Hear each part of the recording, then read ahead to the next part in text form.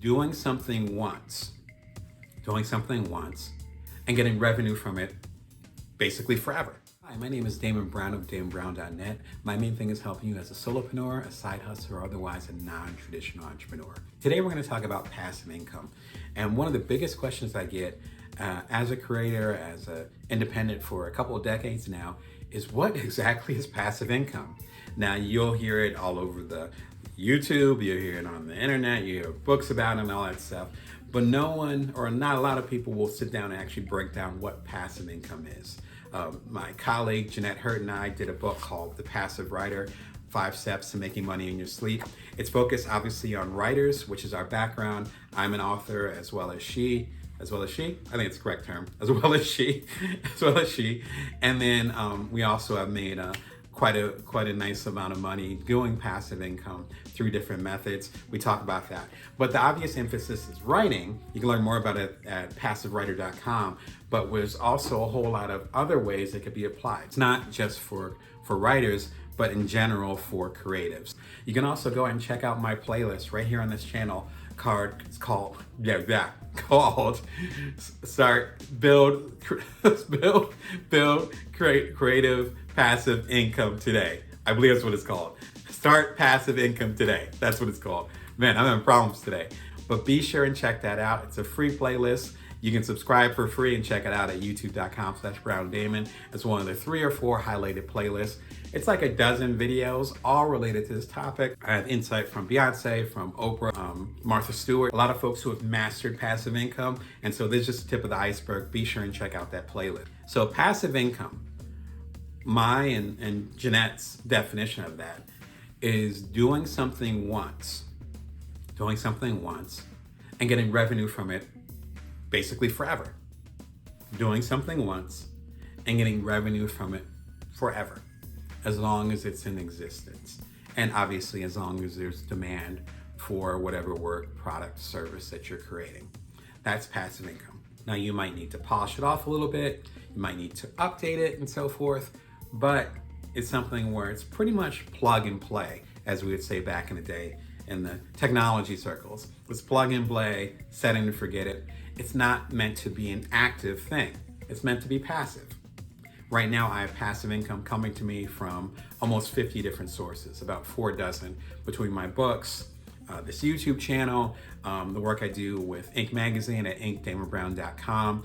All those things and more bring me passive income. They could be a couple pennies, no exaggeration. It could be a couple $100s, but that's coming every single month. Over time, that adds up. And as I get into my catalog, my latest book, Built From Now, How to Know Your Power, See Your Abundance, and Nourish the World, going all the way back to my first major business book, which y'all made a bestseller, The Ultimate Bite-Sized Entrepreneur. All those things are creating passive income. So let's broaden it out a little bit. I think there's 3 things to keep in mind with passive income.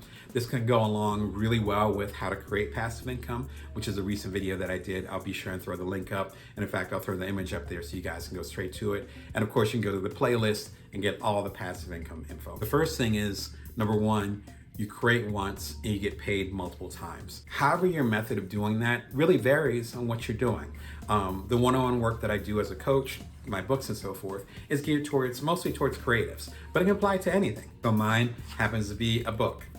Let's talk about The Passive Writer will be a good example, a meta example. Jeanette and I did a major speaking engagement over at the American Society for Journalists and Authors, ASJ.org. Shout out to them, they're a great organization. We spoke at their conference in 2018. The talk ended up being standing room only. So there were other talks at the same time, so we had most of the audience at that time.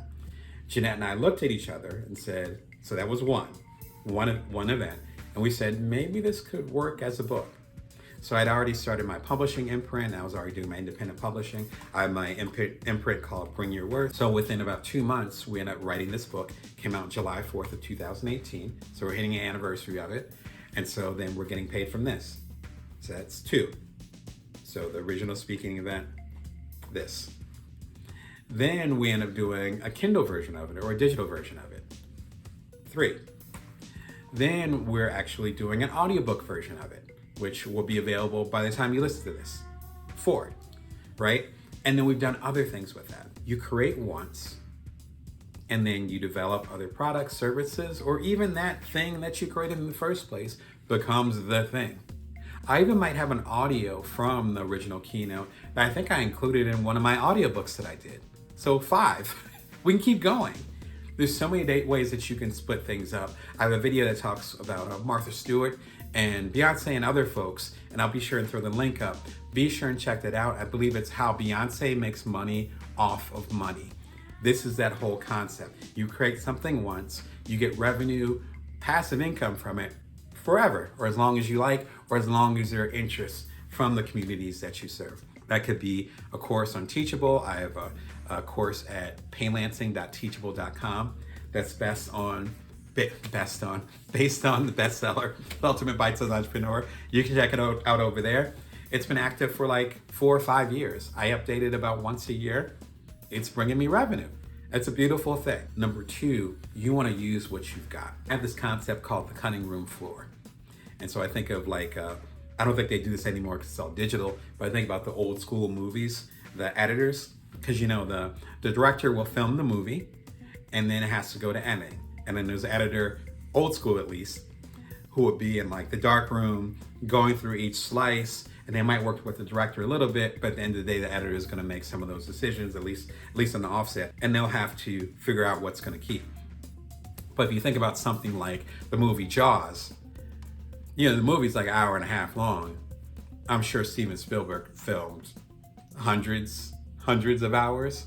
That's why we have the concept called the director's cut, because the editor will work on it, and then the director years later will say, well, I wanted to add this scene and that scene, right? You think of the Zack Snyder cut of the Justice League movies, which has been like, at least on social media, has been such a contentious discussion for like years, because the Zack Snyder cut, who was the director of at least 2 of these movies, never got seen, right? But then there's a special cut that was done by Warner Brothers, the studio, and it's evidently completely different.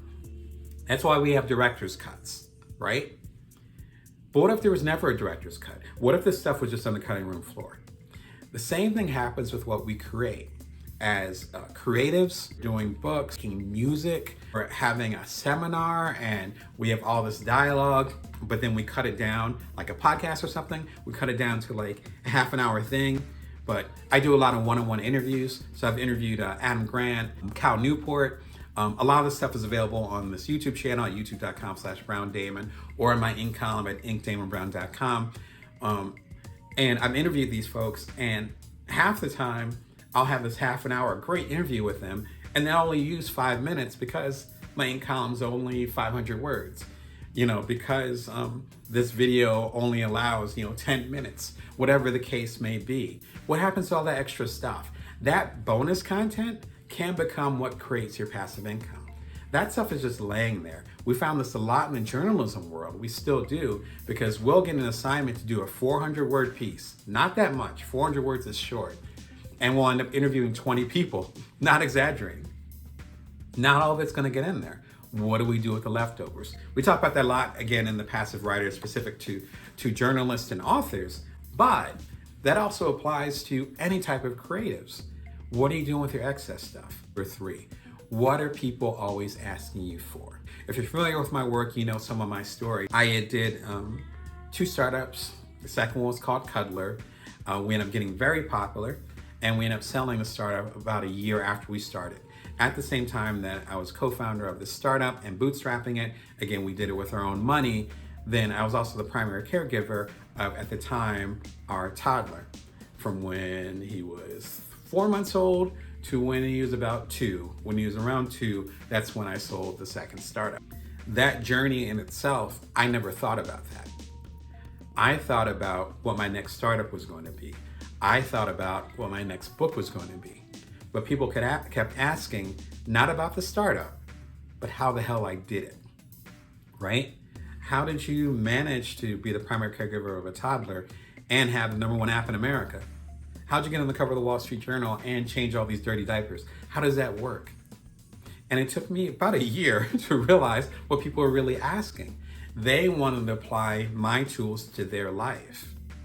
That's passive income, because it took me nothing to talk about, just like I'm talking with y'all. It took me nothing to talk about. It's like, oh yeah, well, I would do this and I would negotiate this. Again, my wife's in the medical profession, so she has a traditional job. So I'm like, I would negotiate this with her, and I would structure my life this way, and I would do this with my son. When my second son came, that's how I juggled it, and understanding the startup life and all that stuff. I could talk about that forever because that's part of the life I lived. That's what people were asking me for. Your passive income should not be stressful. This is important. Your passive income should not be stressful. Should not be something where you have to sit there in the corner for days at a time and say, how am I going to create passive income? I need to learn this new thing because it's a passive income thing. It shouldn't be on that level, at least when you start. Now, if you want to expand it to other passive incomes, like me learning how to do a YouTube channel, fine. But when you're starting off your first passive income streams, it should be based on the knowledge that you know. And even in a meta way, me talking to y'all, I've done dozens of keynotes. I've done 4 TED Talks.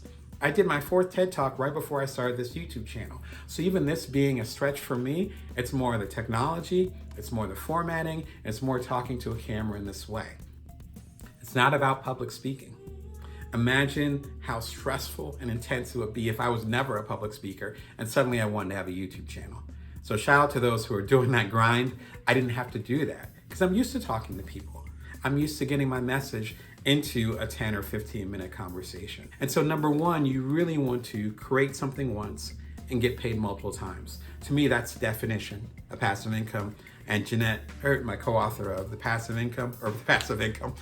Writer, agrees with that. So that's why we talk about that in the book. So number one, create once, get paid multiple times. Number two, use what you've got. There's stuff on the cutting room floor, I'm positive, particularly if you're creative. You haven't used everything. Use everything, right? Use everything from the beginning to the end.